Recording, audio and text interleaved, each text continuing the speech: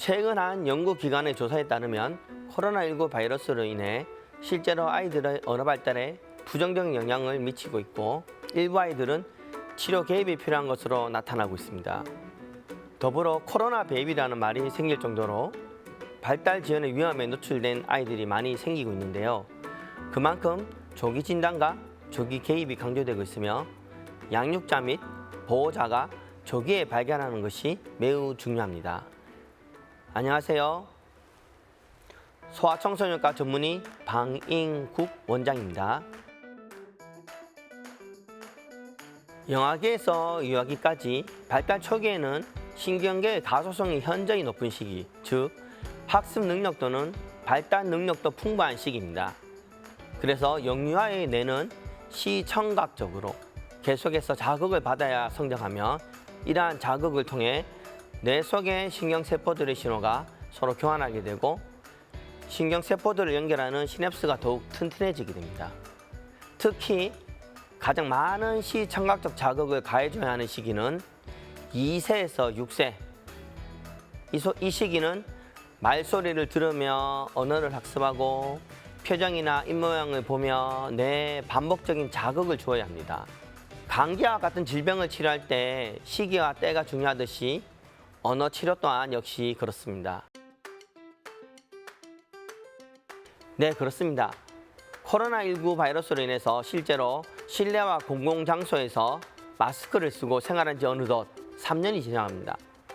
서울시와 대한소아청소년과 정신의학회가 포스트 코로나 영유아 발달 시대 조사를 시행한 결과 약 33% 정도의 아이들이 다양한 영역의 발달의 어려움을 겪고 있고 전문가의 도움이 필요한 상태라고 나타났다고 합니다. 따라서 아이의 발달 상태에 대해서는 부모가 주관적으로 판단하는 것이 아닌 객관적인 검사를 통해서 객관적으로 판단 및 진단하는 것이 중요합니다. 영유아 검진은 대부분의 엄마들이 하고 있으신데요. 추적이나 심화평가 권고가 나왔을 경우에 간과하지 마시고 전문의와 상담을 진행하고 발달 검사가 필요한 경우 연령에 맞는 발달 검사를 시행하여 적절한 프로그램의 치료를 진행할 것을 권고합니다. 일반적으로 약 12개월 전후로 첫 낱말을 산출하게 됩니다. 주로 엄마, 아빠, 맘마 이런 같이 자주 듣거나 필요로 하는 것 중에서 산출이 되는데요. 약 18에서 24개월경이 되면 낱말의 수가 폭발적으로 늘어나면서 평균 50개에서 100개의 낱말을 산출합니다.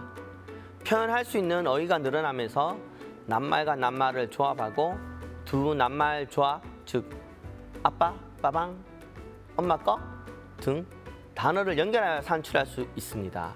그리고 약 36개월이 되면 평균적으로 500개에서 1000개의 낱말을 산출할 수 있는데요. 이때부터 문장의 길이가 길어집니다.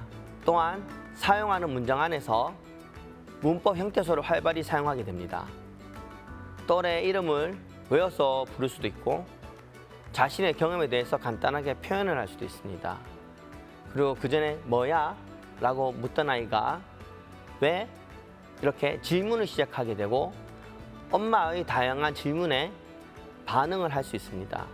즉 24개월 아이가 표현 단어가 50개 미만이거나 두 낱말 조합이 어렵거나 36개월 아이가 표현 단어가 100개 미만이거나 두세 낱말 조합이 어려운 경우에는 언어 산출에 지연이 있는 것으로 볼 수 있습니다. 하지만 아이들에게는 특히 영유아기에는 발달 시기에 따라 개인차가 존재하게 됩니다. 아이의 발달 내용에 부합하지 않더라도 아이가 또래 관계에서 소통이 안 된다든지 말이나 행동이 먼저 나온다든지 표현이 안 되어 답답함을 느낀다든지 이런 의사소통에 어려움이 있다면 가까운 병원에 내원하셔서 상담하시기를 권유합니다. 말이 느리다는 것은 여러 가지 복합적인 요인으로 나타날 수 있는데요. 먼저 유전적인 요인이 있습니다. 가족력적으로도 엄마가, 아빠가 어린 시절 언어 발달이 느린 경우가 있는데요. 이를 먼저 확인해 봐야 하고요. 두 번째로 병적인 요인이 있습니다. 뇌 손상이나 청력 손실, 그리고 인지 능력 저하 등의 병적인 원인이 있어서 아이가 말이 늦을 수도 있습니다. 세 번째가 바로 환경적인 요인인데요. 주 양육자와의 애착관계가 잘 형성되지 않아서 상호작용에 어려움이 있거나 미디어에 과다하게 노출되어 있거나 이중 언어 환경의 경우에 외부적으로 충분한 언어 자극을 받지 못해서 그렇게 되는 경우가 있습니다. 또한 코로나19 바이러스로 인해서 마스크 착용을 오래 착용하는 상황도 역시 환경적 요인에 해당이 되는데요. 이런 환경적 요인은 후천적인 양상이므로 방해 요소를 제거하고 충분한 언어 자극이 되는 환경으로 개선하는 것이 매우 중요합니다.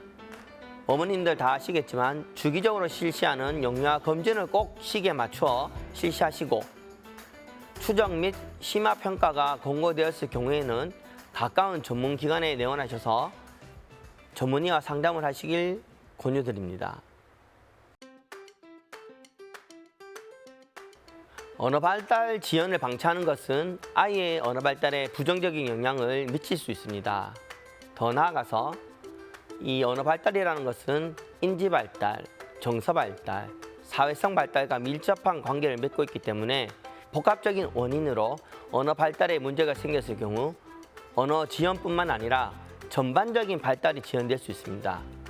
특히 영유아기에는 또래와의 발달 격차가 점점 커짐에 따라서 말이 느린 것으로 인해서 행동으로 표현하는 일이 많아져서 친구를 밀치거나 꼬집거나 깨물거나 장난감으로 때리거나 이런 문제 행동으로 나타날 수 있기 때문에 주의를 하셔야 합니다. 또한 초반에는 큰 문제가 없어 보여도 향후 인지 발달이나 학업 성취, 사회성 발달에도 안 좋은 영향을 미칠 수도 있습니다. 먼저 어른의 언어가 아닌 아이의 언어를 사용해서 들려주는 것이 중요합니다. 아이의 눈높이에 맞춰서 쉬운 단어, 의성어 및 의태어와 같이 재미있고 아이가 사용할 수 있는 단어들로 들려주셔야 합니다. 두 번째로 옹알이라는 시기를 놓쳐서는 안 됩니다. 아이가 의미 있는 단어를 산출하지 않더라도 옹알이를 했을 경우 관심을 가지고 적극적으로 소통하시기 바랍니다. 세 번째로 아이가 선호하는 활동이나 물건을 파악한 후에 적극적으로 놀이를 통해 말할 거리를 만들어주는 것이 중요합니다. 자신이 선호하지 않는 활동에서 짧게 관심을 가지는 것은 당연하죠. 그렇지만 아이가 선호하는 놀잇감으로 길고 오랫동안 말할 수 있는 환경을 제공해 주시길 바랍니다. 마지막으로 아이의 말과 행동에 즉각적으로 반응하는 것이 중요합니다. 아이가 반응할 때까지 기다려야 합니다. 아이와 부모의 상호작용은 매우 중요하기 때문에 아이가 부모에게 말과 행동으로 표현을 했다면 적절하게 반응해 주시고 아이 말이 다 끝난 뒤에 반응해 주시는 것이 중요합니다.